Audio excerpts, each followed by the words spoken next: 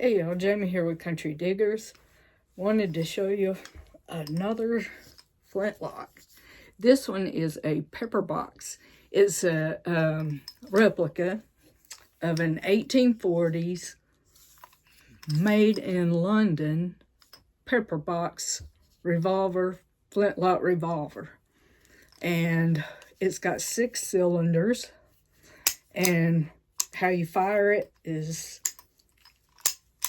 like, and it is really hard to, that trigger takes a good 3 pounds to fire that trigger, okay?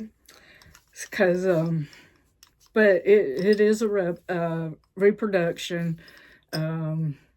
It doesn't live fire. It does dry fire, as you could see. It's, let me tell you about it. It is completely decorative, okay? And you can tell it's a pretty one. Okay.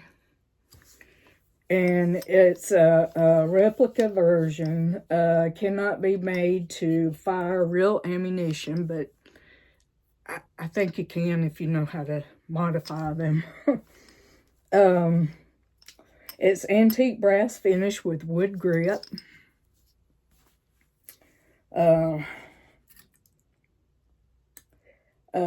Featuring 6 revolving barrels right there. And it's made of high quality zinc metal, alloy, and wood, and brass finish, antique brass finish.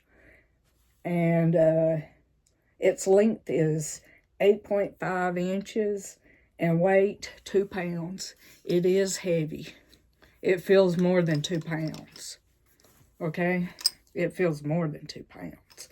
But I'm going to tell you a little bit about what they were used in, okay? So I'll get back to you in a minute. All right, I'll be reading from rockislandauction.com. Pepperbox revolvers and pistols. The rare, historic, and elite.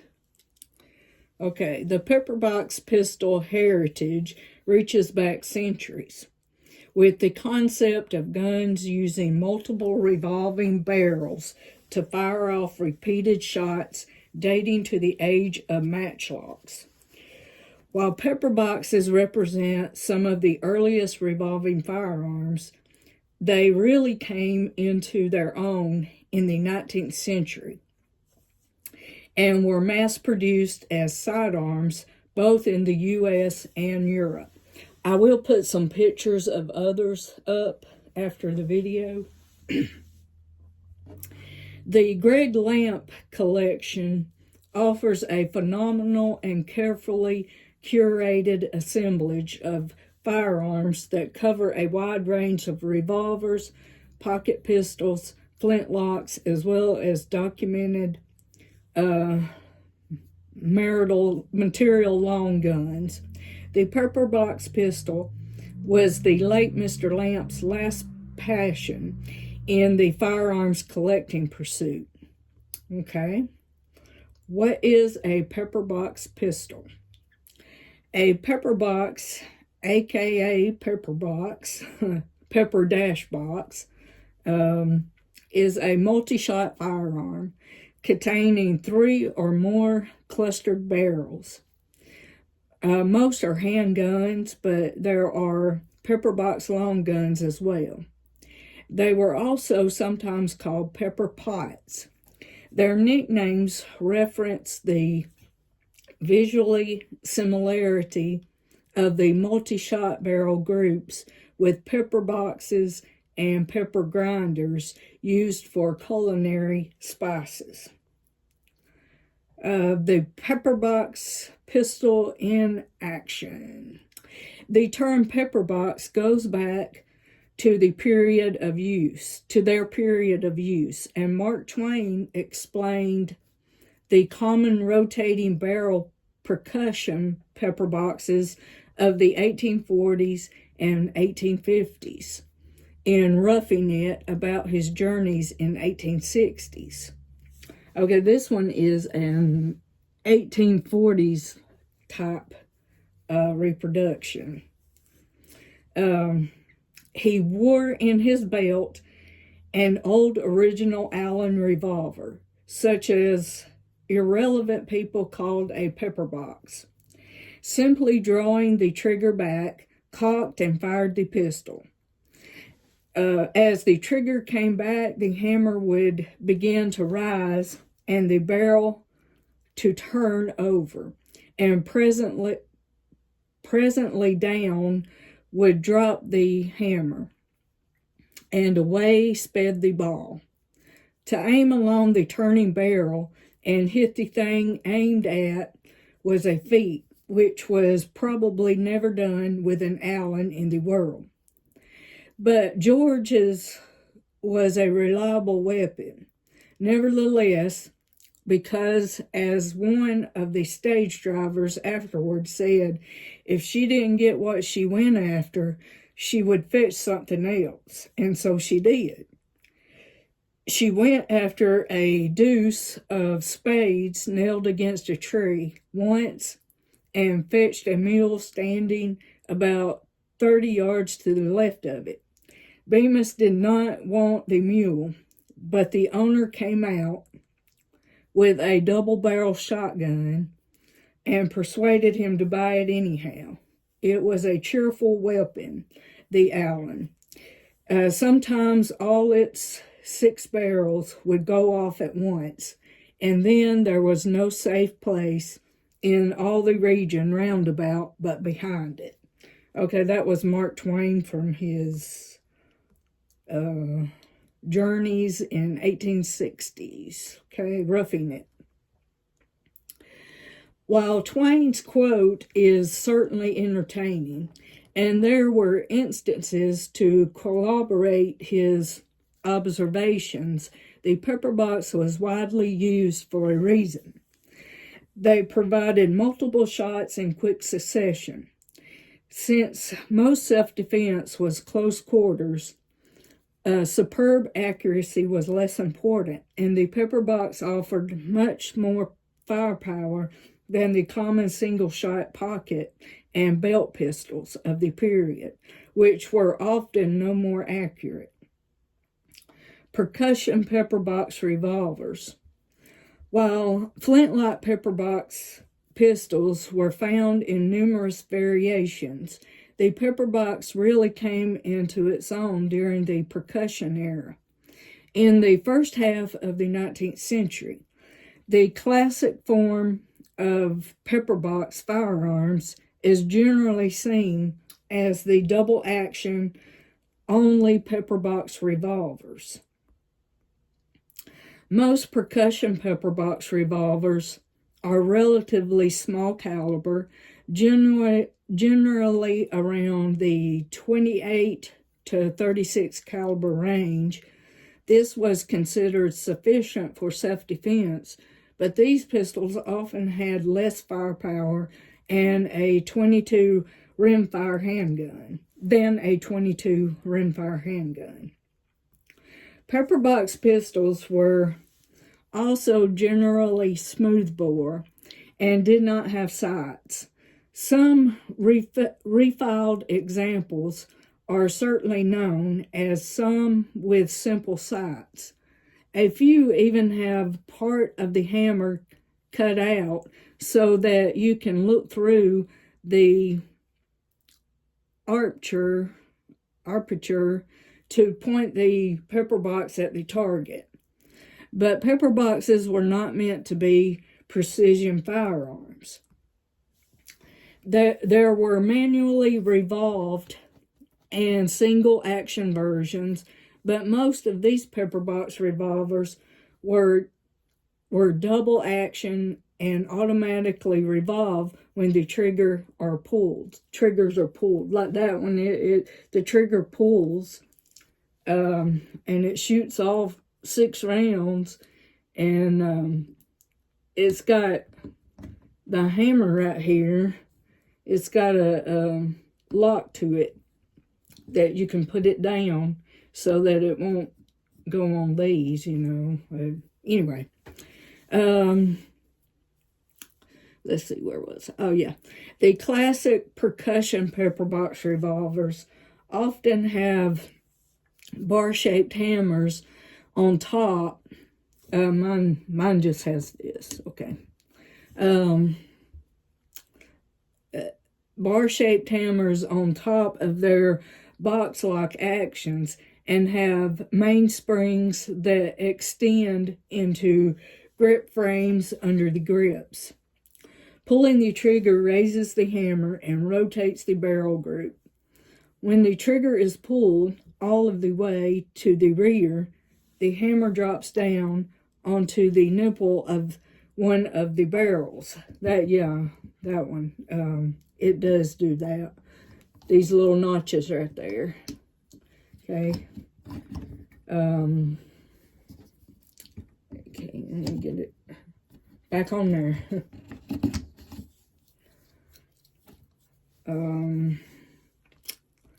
Let's see, this one. While revolver cylinders generally had the nipples on the back facing towards the shooter, pepperboxes generally have the nipples roughly perpendicular to the bore. When being carried, the hammer can rest between the nipples, okay? Of these, the most famous are the Ethan Allen designed pepperboxes manufactured by his various partnerships from the 1830s into the 1860s. Okay, I guess this, I guess it's supposed to, instead of resting on the, well, yeah, instead of resting on the nipple notches, I guess it rests in between, right in there, and then right in there, and then I guess it's ready to fire when you pull the trigger, I guess. Okay, I'll get back to reading. Okay. Percussion pepperboxes were the main competitors of Samuel Coates' famous revolvers for several years, but became less common after the patent expired and more percussion revolver models entered the market. A revolver with a single rifle barrel and a shorter revolving cylinder was lighter and more accurate, but the new forms of pepperboxes were introduced thanks to evolving cartridge technology. The metallic cartridge pepperbox pistols. The rolling white patent gave Smith & Wesson control of the metallic cartridge revolver market in the late 1850s and 60s.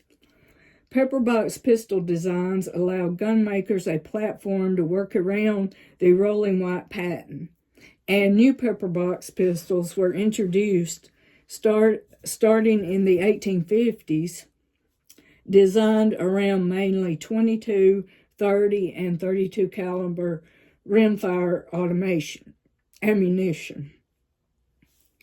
While most percussion pepperbox revolvers were double action, most metallic cartridge pepperbox pistols were manually cocked single actions. The vast majority of rimfire pepperboxes were also rifled. Some of these, such as those by Jacob Rupertus, Bacon Arms Company, and Remington's Zigzag pepperbox, still had rotating barrel groups. Many cartridge pepperbox pistols, however, employed hammers with rotating strikers instead of rotating barrel groups. Remington's Elliott Derringers were examples of this format and came in 5-shot 22 RF and 4-shot 32 RF variations. The most famous example of the fixed barrel group, rotating striker pepperbox pistol variety, is certainly Christian Sharp's 4-shot pepperboxes. These were manufactured by C. Sharps and Company circa 1850. I guess it's company because it's C, company C dot, I guess it's circa 1859 to 1862 by Sharps and Hankins Company. Okay, 1862 to 1866. And then again by C. Sharps Company, C, which is circa, I guess, 1866 to 1875. The barrels slide forward for reloading. Collectors recognize 4 distinct models based on their calibers, along with numerous submodels based on production variances. The Model 1 in 22 RF is the most common. The Model 2 was in 30 RF. The Model 3 was in 32 short. And the Model 4 was in 32 long. Licensed copies of these pistols were also manufactured by Tipping and Loudon in England and L. Guyon in Liege, Belgium. The Sharps 4-shot pepperbox is one of the classic gambler or gentleman's pistols of the American West. Professor Moriarty in Arthur Conan Doyle's iconic Sherlock Holmes series used a Sharps pepperbox as a concealed sidearm in some films.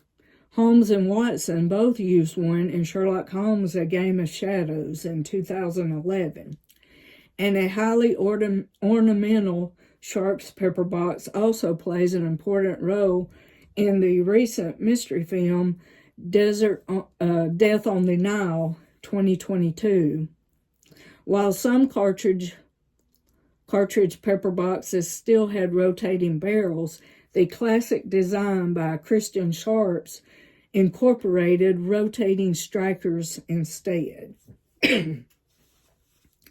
After the expiration of the rolling white patent, pepperboxes were largely replaced by affordable pocket revolvers, manufactured by numerous companies, including high-quality examples by Colt and Remington, along with numerous smaller companies, often producing cheap spur trigger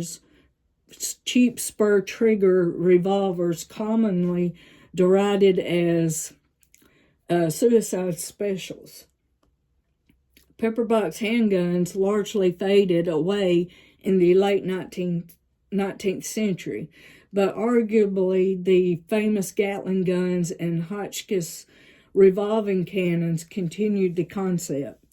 The impressive Vulcan cannons used by the military today certainly recall these early repeating firearms, but at an astonishing high rate of fire. Pepperbox pistol, okay, that is talking about for sale right there. Okay, but yeah, those are nice. Those are very nice. Okay, I will put up pictures of other pepper boxes, and you can see the designs. Okay, hope you enjoyed. See you back soon.